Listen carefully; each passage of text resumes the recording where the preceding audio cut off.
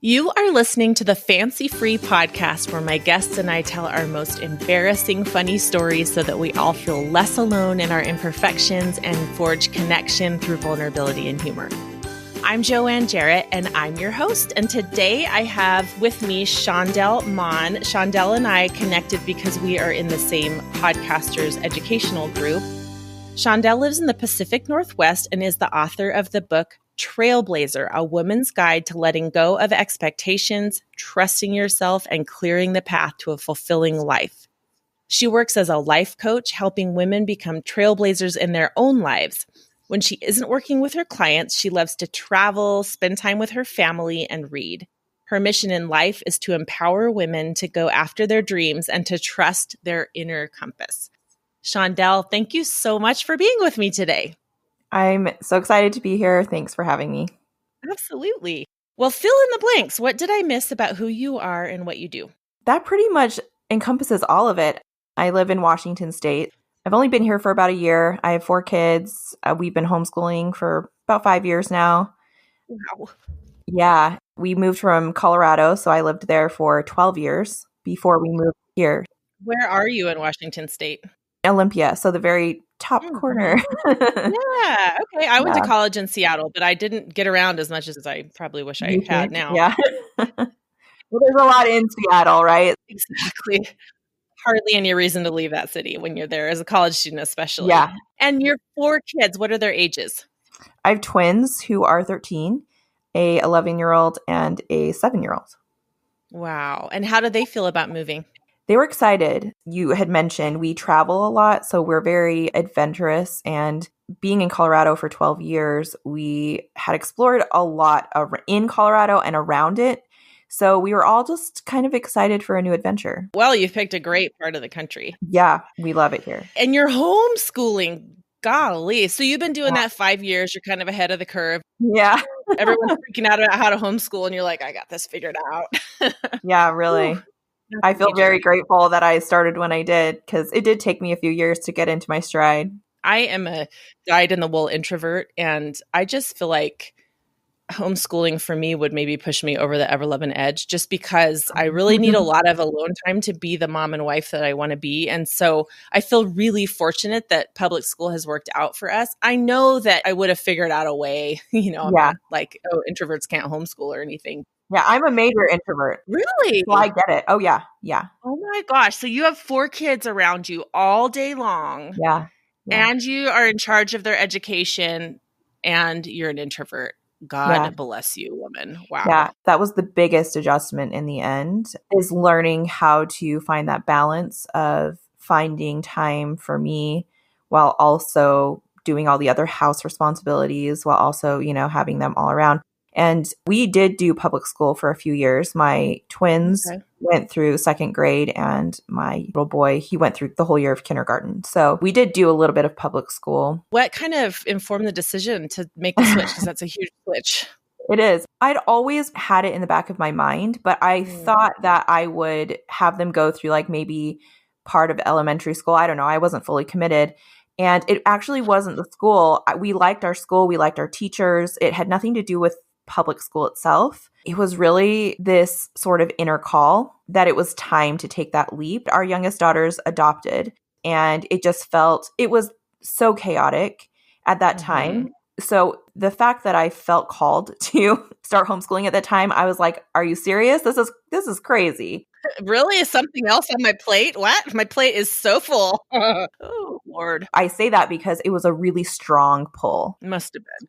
Yeah. And in the end, it was great in that they would all have been in school, and my daughter would have been home by herself with me, which is fine. But having the boys home was great for building their relationship and being able to have our own schedule and do things our way. It was actually a really crucial piece because we travel so much, and well, not this year, but usually other years. We are usually traveling a lot. And so having that flexibility to move school around and when we take vacations and everything just fit into our greater life vision. Yeah. I knew a family in Reno who had a house in Hawaii that they were working on, and it was like a totally off the grid house. And they went there for several months out of the year. One of their kids was in one of my daughter's classes. And the mother said to me, can you believe this teacher had the gall to suggest to me that I should probably just homeschool my kids because they're missing like 2 months of school a year? And I was like, no, I can totally believe that. That seems like something you should do. If you're pulling your kids out that much, like, no, that seems right. I was like, I don't know what to say. Yeah. That's funny. For families that like to be on the go, it just makes so much sense. Let's get to know you a little better. I'm going to go through some rapid fire questions here. All right. If you could rename yourself, what name would you pick? I would pick something really common, like, I don't know, Brittany or Jane or something. My name's Chaundell. No one knows how to say it typically. And with the CH, which usually makes like a ch sound, it doesn't make sense. You're like, Mom, if you're going to name me something unusual, can you please spell it phonetically? All of my siblings, we all have C in the front. And I'm the oldest, so they started with me. So I don't know. I guess they could have done whatever they wanted. That's what I would do. One time I did go into a Wendy's and, sick of being like, okay, what name do you put it under? And like them never calling it out right. I just said Brittany. Mm-hmm. My kids looked at me really weird and I was like, listen. That's my Wendy's name. Get over it. I'm just sick of them like being like, how do you spell that? Every time they ask you that. Mm-hmm. But it didn't work because we were kind of just chilling, waiting for our food. And then I was just waiting and my kids looked at me. They're like, Mom, they're calling you. I was like, no, they're not. And they're like, Brittany. And I was like, oh yeah, my name's Brittany right now. You did not stay in character. It didn't work. That's hilarious. If you could pick any celebrity to be your best friend, who would you choose? Hands down, Taylor Swift, especially folklore era Taylor Swift. I've heard so many good things about Taylor Swift. I love her creativity. I just kind of love how she interacts with her fans. There's just something about her vibe that I'm like, I feel like we could be really good friends. Yeah. Well, maybe someday. You never know. You never know. Maybe you should start going by the name Taylor. Hey, there's an idea. Then if they called Taylor, you'd be like, wait, where's my best friend? Is she here? And you'd be looking around. Yeah. Oh, my husband always teases me. My dream guest is Jennifer Garner. I think she is so human and approachable and super fun. And I think I don't think she would be worried at all to tell her embarrassing stories. So, and I send a letter like every few months somewhere, different places to see if I can try to get her. And of course I never will, but here's to hoping, right? You're not going to know. That's awesome. I love that you do that. Thank you. And my husband will sometimes, like, if he sees her on TV, he'll be like, there's Jenny, your pal. Have you heard from her yet? I'm like, stop it. You never know. No, she's busy. She'll get back to me later. Yeah, we have an understanding, Jenny and I. Like, I'm not a high maintenance friend. Exactly. Oh my gosh. Okay, what movie line gets quoted in your house? The first one is from Twilight. Bella guesses that he's a vampire and he just like says it in this really funny way. And he just like says like, say it. And it's such a simple quote, but like me and my husband, we say it to each other all the time, just like in random moments where I'm like, just say it. And we say it in like the vampire voice. I love it. And then also we quote Zoolander a lot. He's like, am I taking crazy pills? We say that a lot. I love it. What's your favorite thing about where you live? When you live in the Pacific Northwest, what I've found is like you either love the rain or you hate it. And I love the rain. Oh my. And I love the cloudy, moody vibes. Wow. Like, I know I'm not normal. I feel like I already know. Like people are like, are you ready for the rain? I'm like, I moved here for the rain and they just don't even know how to take that. I am so happy for you. Because I feel like the Pacific Northwest is the perfect place to live except for the low clouds, because the low clouds made it feel like the sky was right on top of my head. I don't know. It's the vibe. I feel the energy of places around me. And I'm a very self-reflective person. So just the sort of cloudy, foggy, moody just sort of thing like it really resonates with me. I really like cozy. So I can kind of understand it, although it doesn't feel cozy to me. Right now it's getting dark at like 4:45. We're so far north. I'm sure it's like for you too. And people don't like that. Yeah. I love it because as soon as it gets dark outside, I feel like I'm in the cocoon of my house, stoking my fire, and it's all warm and cozy. And I feel like I don't have to be productive when it's dark. So there's way more leeway in the winter to not be productive. In the summer, I'm like, I would have to be an Energizer bunny because it stays light till 11, or 10:30. It's so true. That's such a positive mindset to have. I'm going to adopt that. Oh, good. Yeah, very good. It's always good if somebody can point out the silver lining and then you can remind yourself of that later. Yeah. All right. What's your silliest memory with your best friend? This was like in middle school. So I was right in the age demographic, and we had just gone to an NSYNC concert. And her mom, bless her, after the concert, we saw like the black SUV kind of drive out of the back garage. We're like, follow it. And she did. She followed it. And we followed them all the way to the club that they were going to after the show. We had school the next day, by the way. We camped outside by a limo, hoping it was theirs and that they would come out. And it wasn't theirs. It was Britney Spears' limo. But what? Yeah. And we were like very close. And I was like, it's Britney Spears. And she like turned and she's like, hi guys. But I was like, she was dating Justin Timberlake at the time, who was like my love. So I was like, I can't, it doesn't matter that she was a celebrity. I was like, oh, ew. Talk to the hand sister. I'm sorry. Yeah. The funny part about that is we had to go to the bathroom. My friend's little sister had to go. And so the mom took her into the club. They let her go to use the bathroom. But we're like, we cannot leave because what if they come out when we're in the bathroom? Totally. She ran into Justin Timberlake, taking the little sister to the bathroom. We could have met Justin Timberlake. What? Yeah. You're like, wow, we made the wrong decision there. It's the regret of my life. Gosh, I love it. Well, as you know, the point of this podcast is to show our embarrassing side so that other people will show theirs, and then we all will feel less alone. So what not so fancy moment do you have for us today? So this was our first international trip, and we went to England, and we thought it was a safe location because we spoke the same language. We were in Bath and eating at this little Italian sort of pizzeria.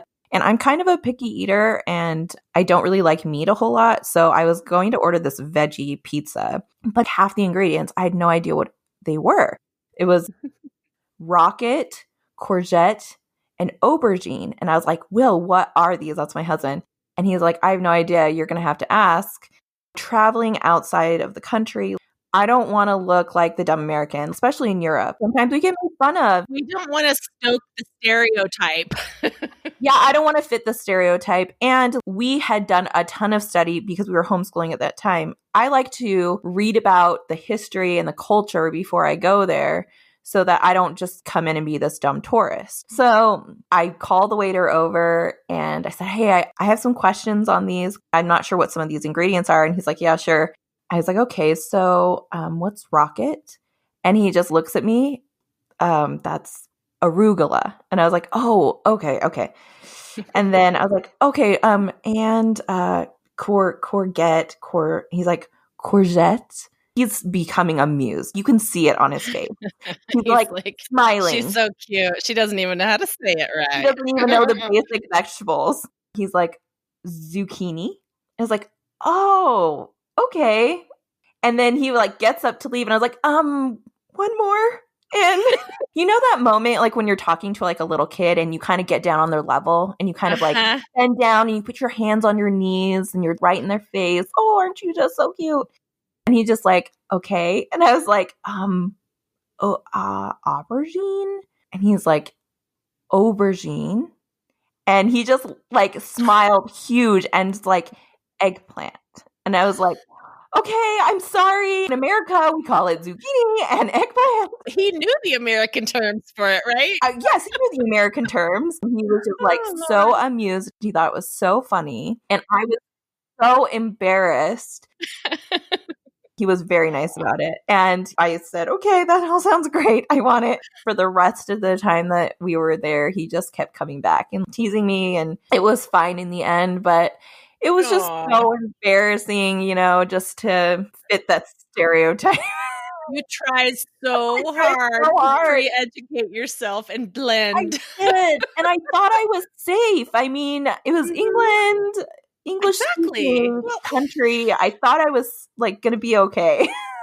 Thank you for slaying the stereotype wherever you can. Sometimes you just have to ask. No, I don't know about rocket, but I'm saying courgette and aubergine are French words. I am so sorry. What are they doing using the French terms in the UK?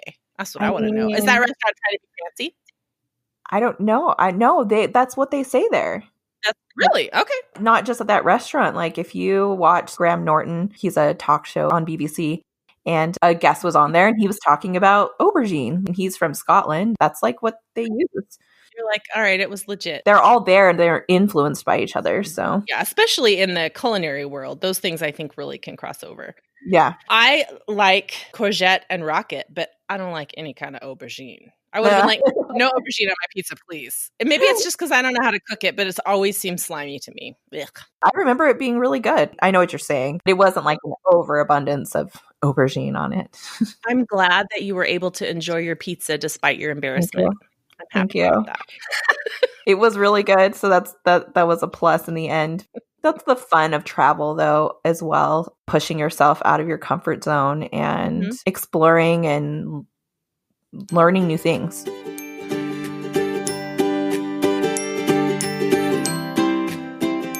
What is one surprising thing about you that nobody would know just by looking? I am Hawaiian, Japanese, and Chinese. So on the outside, I think I look very Asian. But, my whole life, actually, people have no idea what I am because I'm mixed. What's funny is I find that I am kind of like a chameleon when it comes to culture, meaning that Hawaiians, when they look at me, they're like, oh, you're Hawaiian, right? And then like Asians, same thing. But then the surprising one is Hispanic. I can't even tell you my whole life. People come up to me and just start speaking Spanish. Oh, boy. And what's funny is my husband can speak Spanish. He's white. And I always have to be like, oh, no, the white guy next to me can talk to you. You look at him with your eyes like, can you translate, please? Even because of my name, this has happened to me before where somebody has talked to me and has seen my name and they assume that I'm Black. And then when I come in, they're like, oh, you don't look like a Chaundell. You don't look like how I thought you looked. So it's really funny. With the exception of Caucasians, I seem to appeal physically like everybody thinks that I'm their culture. That's awesome. What a wonderful way to be. Isn't that funny though? Yeah, I think that kind of stuff is so interesting to observe. And I love hearing those kind of like sociological observations that people make about assumptions that others make. I think that's fascinating. I'm glad you brought that up. Yeah. And the other thing is that I'm a huge Anglophile. So obsessed with everything British. So England was also a choice for first because I've never really felt like any location felt like home. Even though I grew up in Utah most of my life, a lot of my family is from Hawaii. So a lot of them still live there. So there's a lot of that culture in my home growing up. But no location ever felt like home except for England. And I'd never been to England. But like when I think of England, it feels like home. So interesting. But I love everything British. I love BBC above like pretty much any American show. And always been drawn to British literature and movies and music even sometimes. But I didn't really like fully realize this about myself until right before we went to England. When we first landed in England, we went to Cliffs of Dover and I was like, this is my place. Well, if you like cloudy, that fits too. It does. That is a dream to live in England one day. Huh. I don't look English. It's like the one place where you would not blend. Yeah, it's like the one place where I don't have family heritage. I'm like, that's home. That's so crazy. Yeah. Well, I'm wondering if you have ever spoken to other people that feel like no place has ever felt like home. And if there are more people who feel like that had a dominant culture in their household that wasn't similar to the dominant cultures of most other households around them growing up. Where do you think that feeling came from? I do think that where it came from is because I did have a cultural identity crisis growing up because living in Utah, especially when I was younger, it wasn't as diverse. I was surrounded by people who didn't look like me, and my parents had just moved from Hawaii. So culturally, they were very different. We didn't grow up eating casseroles or cheese or pasta. We had like Asian food and Hawaiian food. And so it's like we were just very different. So when I went to school, I physically didn't look like everyone else. I didn't fit in. But the funny thing about that is that once I got into school, I was mostly around that sort of like mainland America culture. That influenced the way I talked, the things I was interested in. Culturally, I was more mainland America. So like when we would visit family or they came to visit us, I looked more like them, but I culturally was less like them. So I didn't fit in anywhere. Yeah, I can definitely see that. Interesting. Huh? I was like in the middle and I was like, okay, I don't fit in there. I don't fit in here. Where do I fit in? Funny enough, though, that has been my life journey is finding that I really don't fit in any of these boxes that I try and put myself in. And that's really where my book, Trailblazer, kind of stemmed from. Like really at the root of it was kind of starting back then and then living this life where I never really felt like I fit in anywhere, but just trying to fit in, kind of building identities and a life based off of trying to fit in with other people and kind of like taking on their expectations. And then sort of coming to this point in my life after I'd been married and had kids where I was feeling really unfulfilled with my life. And what I had found is that I'd built this identity in life that wasn't really authentic to what I wanted and who I was.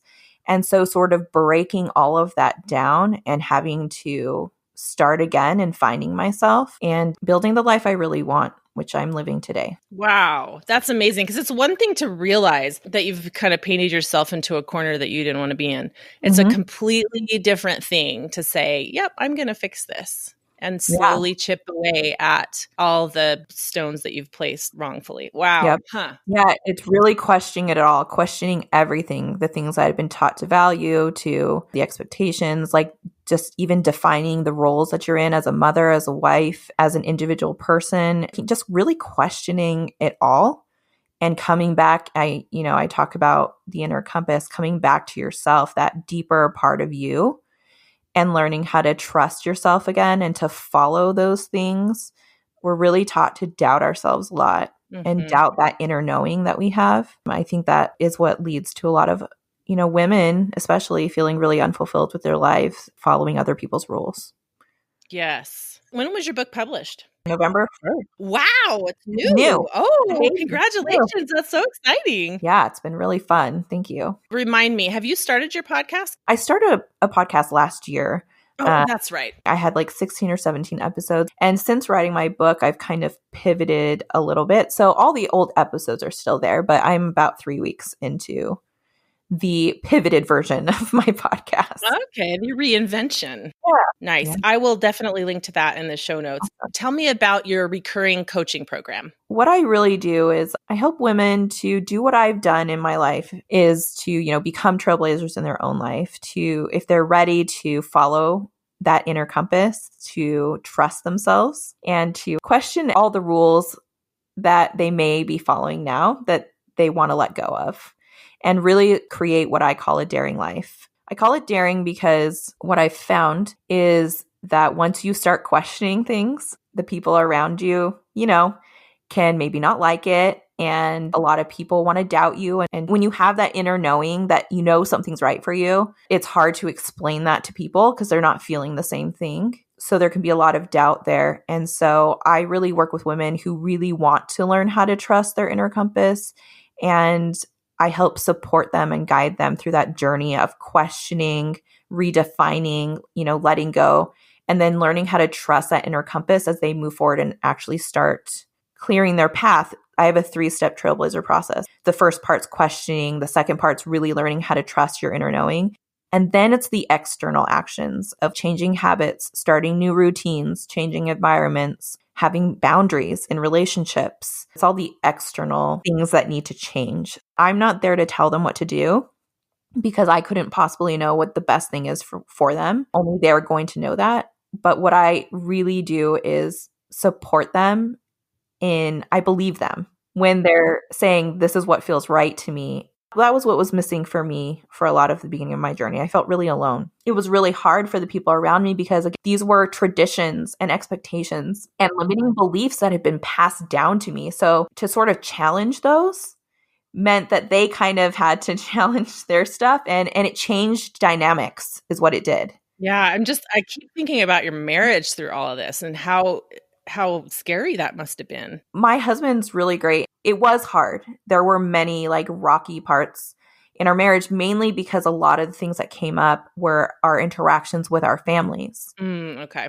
Not only were we redefining the dynamics within our own little family with our kids, but, that applied to extended family as well. The dynamics there were changing, and some people didn't take it very well. It's a lot of work. There's a reason why they're passed down a lot. Like our limiting beliefs and different things are passed down because it's not easy inner work. But and that's why I call it a daring life, because if you're willing to go there, what you get as a result is this life that is just like so beautiful and amazing, but beyond in imagination. Like truly, you got to be willing to go through it. It's hard work to change each of those little pieces, but then I can imagine once you've accomplished all of that change, the end product is greater than the sum of the parts of what you've even done. It's just kind of everything falls together. Absolutely. I just can't imagine looking at my husband and saying, you know what, I think the person you married isn't the person I am. Like, I think that person is the person I thought I should be. Or, I mean, that just seems really scary to me. Yeah, it is vulnerable.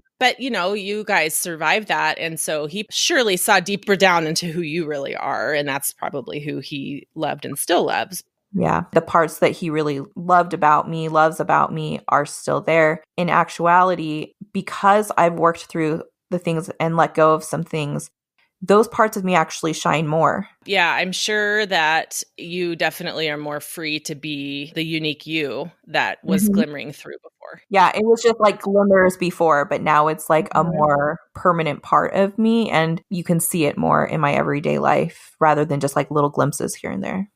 Yeah. Wow, that's so fascinating.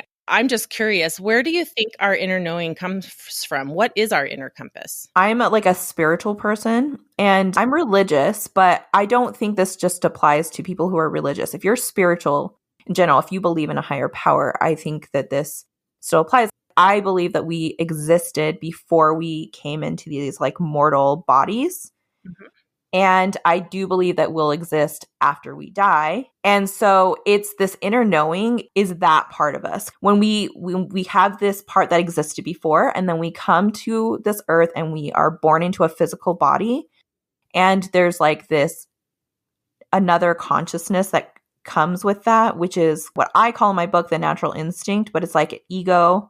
And it's the part of us that wants us to survive. So when you hear about mindset, like if you're in the self-development world, in my opinion, helps you to control your ego, the survival part of you. But then I think there's a deeper part that we all have. It's the part of us that existed before and is kind of more in our subconscious and our conscious mind. We're learning. We learned then, we'll learn after, we're learning now. It knows all of that. And so it's really when I talk about connecting with our inner compass, we're connecting to that deeper part of us that sees the bigger picture, that this life that we have on earth, while important and we can learn and experience so much, it's not the only thing. So when we are like fear is very survival based and can keep us from experiences and learning that we could really gain and use. And our inner compass is always going to be coming from a place of love and growth and learning.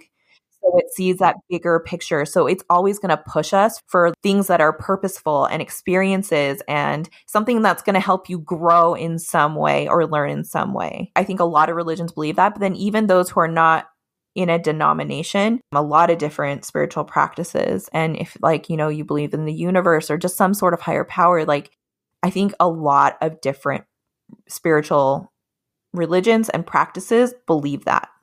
Yeah. Yep. And, you know, when we aren't stuck in survival mode and fight or flight, then we have the luxury to look deeper. But I think sometimes we just kind of forget to, you know, because we're just used to putting out fires and dealing with the here and now. My spirituality is biblical Christianity. And for someone who's really like has tendency to over focus on things and to get anxious about things, it's so important to back up and really think about the eternal perspective. Yeah. For me, there was a long time where I didn't even know that they were separate. I thought that when I was in like fear in my mind, that was me. And then there was moments where my inner compass would be like, this is more important. And I also thought that was me. But sometimes, a lot of times they can be like battling against each other. And that was always confusing for me, like an angel devil shoulder situation, but like they both me. So like, how do I choose? Like, where is this coming from? So I think having just like that separation, there's just the part of us that's mortal and it's all about survival. And that's where that part is coming from. Fear is actually useful. It's what's helped us survive. Just seeing it for what it really is, not just taking it as truth, But like to step back from it and be like, okay, this fear is here. Why is it here? Evaluate it, ask questions about it, and look at it from a bigger perspective than just like, this thought came in my head. It must be truth. I'm just going to accept it as truth and move forward. I'm excited for all of your students and your readers. That sounds so valuable. I love it. Thanks. Is there anything else you wanted to make sure that we mentioned today? The biggest thing that I hope that people get, whether they read my book, whether they listen to my podcast, whether they work with me as a client, is that all the answers that they need are already within them, in your inner compass. Tell my listeners all of the places where they can find you. My book is available on Amazon right now. If you're interested in getting that, you can find me on Instagram at the Chaundell Monn. Oh my gosh, Chaundell, thank you so much for being with me today. This was really fun. It was so fun. Thank you for having me. I had a great time.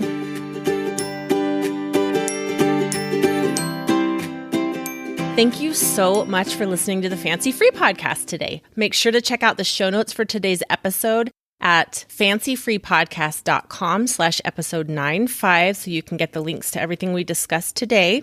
Remember to subscribe to the show so new episodes pop into your feed each week. I've been doing sort of more and more unscheduled and extra episodes on Wednesdays or Thursdays, and those are just as much fun. So if you subscribe, then no matter when they pop up, you'll get them. If you have a story to tell, go to fancyfreepodcast.com, click the red button, and record an audio message for me. I will polish it all up on my end, and it will be in the show as a listener story. I love listener stories. We don't have as many of them as I wish we would, so come on, you guys, be brave, do it. And if you want more connection, laughter, and sharing, join the Fancy Free Facebook group. It's our own little private slice of the internet. The question of the week this week is, what food do you hate the most, and what is your favorite food? Next Monday on the show, we have Aline Azam, who is a new friend of mine who actually lives in the city I just moved away from, but we didn't know each other when we were both living there. And she is so much fun, you guys. I laughed my head off interviewing her, and I think you're going to love it. So make sure you come back next week for Aline. Have a wonderful week, and remember, no one is as fancy as they look.